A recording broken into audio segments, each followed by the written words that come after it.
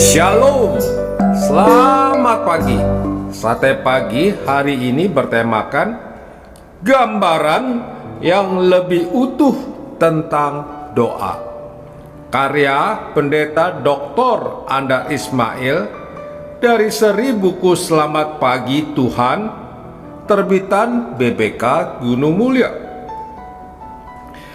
Di tengah kerumunan pengunjung yang memenuhi ruangan pameran lukisan, boleh jadi kita terdesak sehingga kita berdiri hanya setengah meter dari sebuah lukisan besar. Apakah kita dapat melihat lukisan besar berukuran sekian kali sekian meter yang terpampang di dinding itu? Tentu saja dapat. Bahkan ada kemungkinan kita asik tertarik pada bagian lukisan yang ada di depan kita.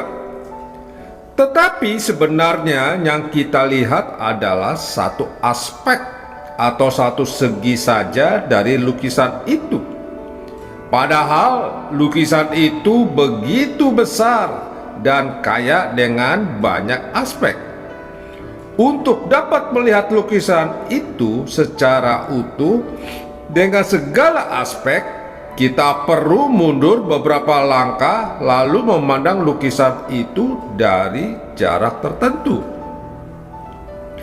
Demikian pula pandangan kita tentang suatu situasi biasanya menjadi lebih luas jika kita mundur dan keluar dari situasi tersebut untuk sementara waktu.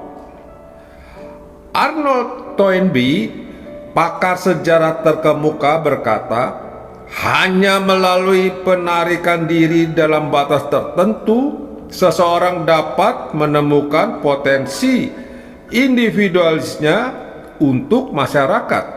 Dan Albert Camus, filsuf eksistensitis, berkata, untuk memahami dunia, kadang-kadang orang perlu memalingkan diri dari dunia.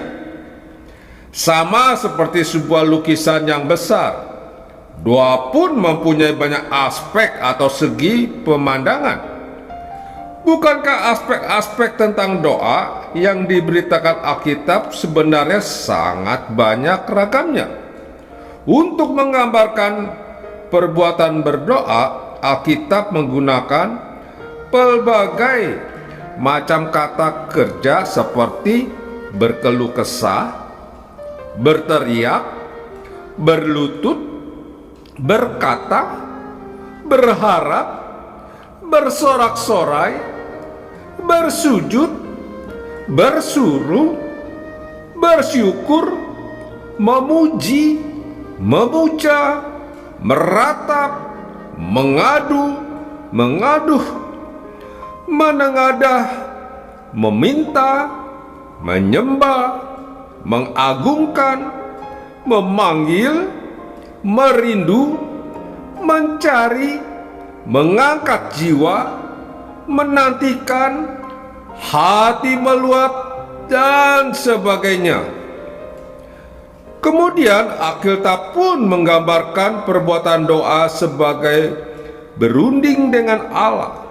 Misalnya kisah Hizkia yang membentangkan surat di hadapan Tuhan di 2 Raja-Raja pasal 19 ayat 14 sampai dengan 19. Menawar keputusan Allah.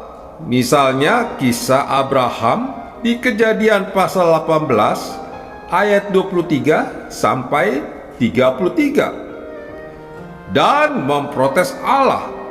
Misalnya kisah Ayub yang membela diri di hadapan Allah di Ayub 13. Demikian kaya aspek doa, tetapi tanpa disadari, seringkali kita memandang dan tertarik hanya pada salah satu aspek saja, sehingga pandangan kita tentang doa semakin sempit.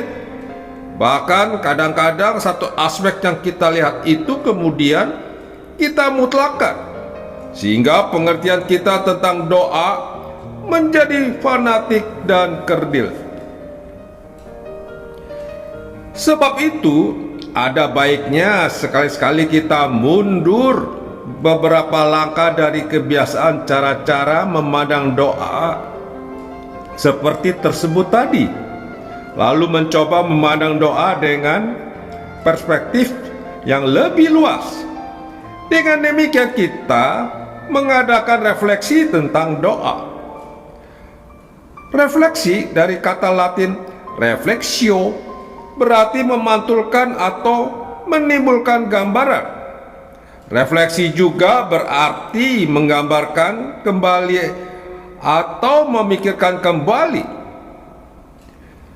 Itulah juga faedah berefleksi tentang doa, yaitu agar kita dapat menggambarkan kembali dan memantulkan gambaran-gambaran yang lebih utuh tentang doa. Memasuki percakapan tentang doa berarti memasuki lembah yang luas dan menarik, tetapi juga penuh misteri tentang arti kehidupan dan tentang hubungan kita dengan Allah. Misalnya, apa sebenarnya doa? Apa motivasi yang mendorong manusia untuk berdoa? Mengapa berdoa menjadi kelakuan beragama yang terdapat pada semua agama dan kepercayaan? Di manakah tempat doa dalam kehidupan kita di masa kini yang sekuler dan rasional? Dan bagaimanakah kita sebagai murid-murid Yesus Kristus memahami makna doa? Tidak banyak faedahnya bila kita untuk hanya mendengarkan pertanyaan-pertanyaan tentang doa yang tinggal kita amini saja. Lebih baik kita berpikir lalu mencari arti doa untuk kehidupan kita kini dan di sini. Harapan di balik maksud itu adalah agar proses berpikir dan mencari arti tersebut berkembang menjadi awal dari kehidupan berdoa yang lebih benar dan utuh. Amin. Mari kita berdoa. Bapa Surgawi, ajarlah kami untuk memaknai doa yang benar di hadapan-Mu. Doa adalah napas kehidupan kami. Amin. Begitu bangun pada pagi hari, awal hari itu menentukan. Kalau kita mengingat kebaikan Tuhan di pagi hari, mengingat kasih setia Tuhan, anugerah Tuhan yang baru tiap pagi, maka kita memulai pagi itu dengan ucapan syukur. Ya, kita mengucap syukur dan berkata, oh Tuhan terima kasih. Hari ini adalah hari yang baru dan di pagi hari ini saya akan memulai hari ini dengan ucapan syukur dan saya percaya Tuhan menyertai saya, ada berkat baru bagi saya. Jadi begitu saudara bangun, jangan mikirin beban. Jangan mikirin persoalan dulu. Jangan mikirin jadwal yang padat. Tapi kita mau belajar di firman Tuhan. Begitu bangun pagi, ingat, kasih setia Tuhan baru tiap pagi. Berkatnya baru tiap pagi. Pasti hari ini ada berkat Tuhan. Ada penyelesaian atas setiap masalah. Ucapkan kalau perlu dengan suara yang keras. Bangun pagi, jangan stres.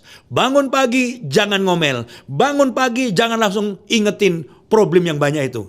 Jangan. Bangun pagi, ucapkan. Setiap pagi kasih setia Tuhan baru.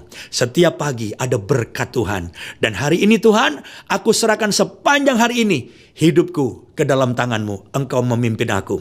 Mari kita datang kepada Tuhan. Kita memuji dan menyembah Dia. Kita percaya apapun yang terjadi, saudara, Tuhan Yesus baik. Apapun yang terjadi di dalam hidupku, selalu ku berkata, Tuhan Yesus baik. Dalam segala hal yang terjadi, tetap ku berkata, Tuhan Yesus baik. Ku sembah Kau, ku sembah Kau, dapat ku membalas kasih-Mu. Amin.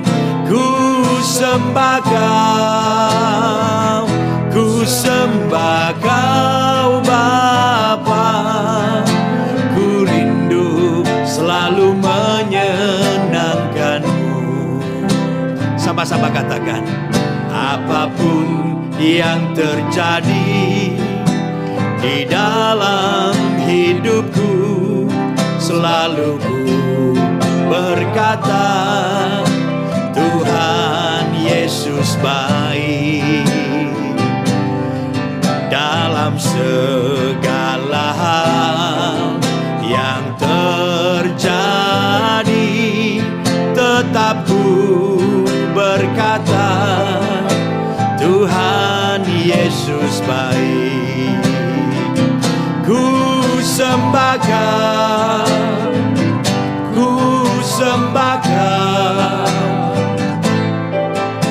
Tak dapat ku membalas kasih-Mu. Haleluya. Ku sembah Kau, ku sembah Kau Bapa. Ku rindu selalu menyenangkan. Angkat tanganmu dan katakan, ku sembah Kau. Amin. Ku sembah Kau. Tak dapat ku membalas kasih-Mu. Haleluya. Ku sembah Kau, ku sembah Kau Bapa. Ku rindu selalu menyenangkan-Mu. Haleluya. Ku rindu selalu menyenangkan. Haleluya. Ku rindu selalu menyenangkan-Mu.